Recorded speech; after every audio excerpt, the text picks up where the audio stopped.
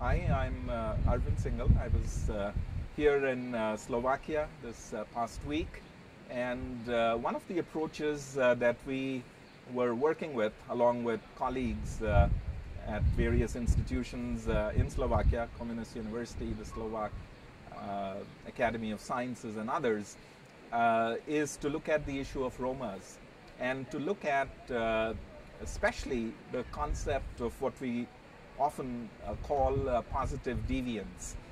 This is an approach to social change, positive deviance, in which you ask the question if there are indeed certain members of the community who, against all odds, have figured out a way to solve the problem with no extra resources and much better than their peers. So, for instance, in the context of the Roma, you may ask the question, are there certain Roma households which are located in remote Roma communities with very low levels of education, with very low indicators when it comes to health, but who, relative to their peers, have done better in terms of health, in terms of education?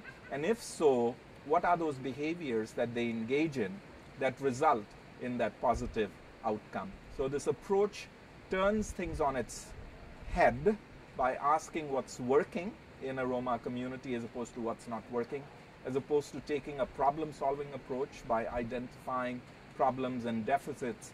You take an asset-based approach in terms of looking at what's working and what's working with those with whom it shouldn't be working. So this is an approach to change. People are deviants because they are not the norm. They are positive because they are engaging in behaviors that result in better outcomes.